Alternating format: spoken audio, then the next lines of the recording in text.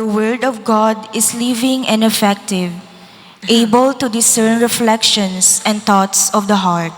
Alleluia! Alleluia! The Lord be with you. And with your spirit. A reading from the Holy Gospel according to Mark. Glory to you, O Lord. Jesus said to his disciples, "Stop judging, that you may not be judged. For as you judge, so will you be judged. And the measure with which you measure will be measured out to you. Why do you notice the splinter in your brother's eye, but do not perceive the wooden beam in your own eye? How can you say to your brother, 'Let me remove that splinter from your eye,' while the wooden beam is in your eye? You hypocrite! Remove the wooden beam from your eye first, then you will see clearly to remove the splinter from your brother's eye." The Gospel of the Lord. Praise to you, Lord Jesus Christ. We pray for miracles.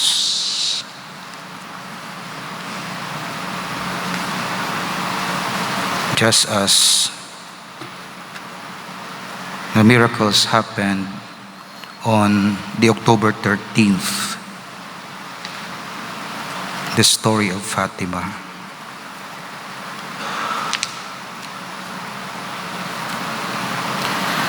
October 13. The prediction of a public miracle caused intense speculation throughout Portugal, and the journalist Avelino de Almeida published a satirical article on the whole business in the anti-religious newspaper O Século, meaning nagaubraman ang Freemason. Gusto nila i-suppress. So may mga journalist nga mga atheist na ginadestroy nila. That's why hindi tanan sa media patihan nyo, ha? Kinanglan mainyogid panindugan.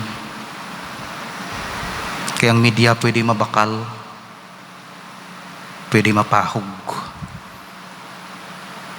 kag pwede madiktahan kung sino dira. That's why hindi tanan tuod. Kaya nagadepende sa ila motivation and orientation. May ara. Hindi tanan, pero may ara man nga tuod. Halin pa na sang una. Tani ang media nagapresent sang facts. May segment tani nga facts lang ya. Report lang. May segments nga opinion. Pero subong hindi mo mapaktan, naga-report siya sang facts kag naghatag opinion. Di mo na mabalaan, ano ni, iyan ni opinion o nga sa journalism, bawal na. Kung opinion, kita nyo sa newspaper, opinion section, news section, advertisement. Para ang signal sa tao, sa community, kaya responsible sila sa truth. Hindi muddled. Hindi adulterated. That's why, ga-confuse ang tao. Bisan sa Portugal, intrahan nila. May mga amigo ako sa media. Wala ako gahambal nga tanan sila malain. Pero balaan naton subong, bisan sa global perspective sa US, mga Facebook, mga Twitter, kontrolado sa mga oligarchs. Kag isuppress nila ang mga information nga hindi eksakto sa ilang narrative. Kaya imbes na nga mag-report sila sang facts, ka-create sila sang narrative. Kag panguwaon nila to ang mga katabo, kag itulod, para maka-create sang narrative. Which is bad.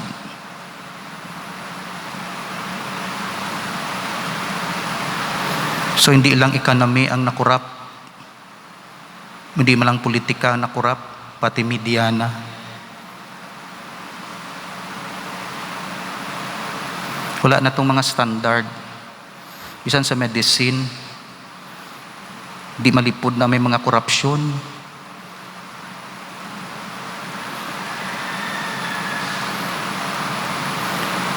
Hamuning problema. That's why nag-present ang Diyos ang pamaagi, ginadiscredit sang enemy. People from other parts of the country descended by the tens of thousands on the Cova despite the terrible storm that lashed the mountain country around Fatima on the eve of the 13th. So baskog ang ulan, lutak, dalom ang tubig, dalom ang lutak. Many pilgrims walked barefooted, reciting the rosary as they went, all crowding into the area around the Cova. By mid-morning, the weather again turned bad and heavy rain began to fall. So galabot-abot ang tao. Tapos ang mga media, nga mga anti-Fatima, hala, pangita sang rason, i-discredit. Do gina-imagine ko, nagasala, kung ano, para lamang i-publish nga hindi tuod. So wala siya nagkadto para magkuha sang facts. Nagkadto siya, kay may pre-narrative na siya nga gina-preparar para i-discredit. The children reached the oak tree around noon and then saw the flash of light as Mary appeared before them. For the last time, Lucia asked what she wanted.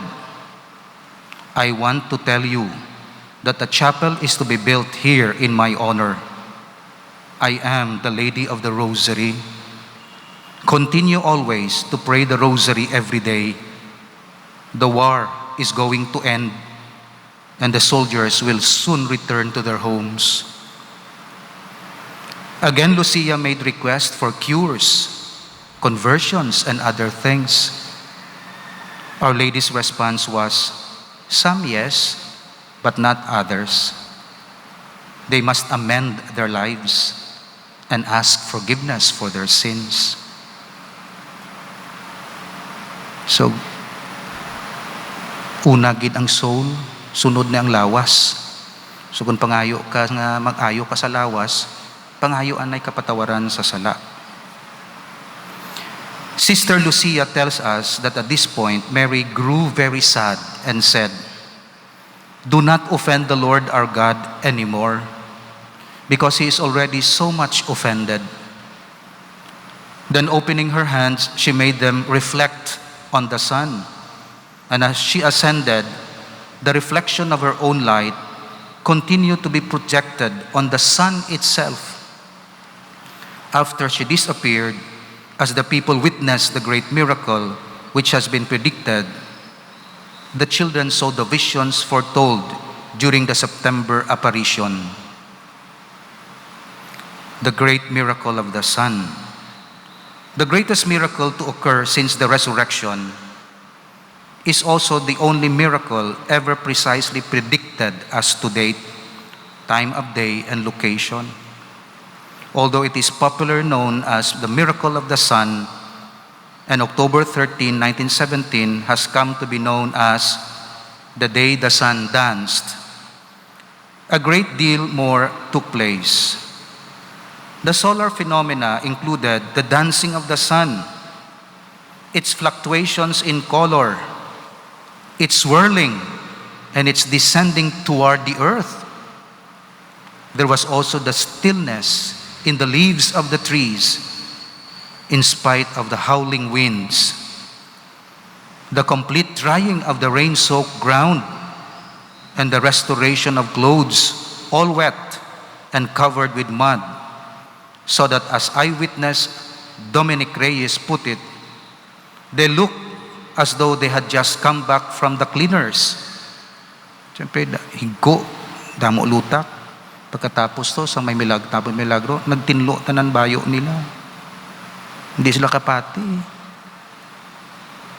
Tapos mala, bayo nila. Gulpi nagmala. Physical cures of the blind and the lame were reported. The countless unreserved public confessions of sin and commitments to conversion of life attest to the authenticity of what they saw. So ang impact sa mga tao sa to, naginulusugid sang sala. That's why monitani miracle man sa aton. Ang impact ya conversion. Not so much dagko gid nga mga miracle, kundi may miracle tani nga ang iya impact amo ni ho, the countless unreserved public confessions of sin and commitments to conversion of life. The miracle is reported to have been seen from as far as 15 to 25 miles away, thus ruling out the possibility of any type of collective hallucination or mass hypnotism. Kasi siyempre yung mga media, hallucination na, hypnotism na. Doubters and skeptics have become believers. Even Oseculus, on-site reporter Avelino de Almeida, now reported, siya mismo na convertir, affirmatively and stood by this story later on in spite of harsh criticism. So, tuod nga may intervention ang langit, tuod nga may miracles, tuod nga ang may control sa kabuhi naton, ultimately amo ang Dios. Hambal ni Ratzinger,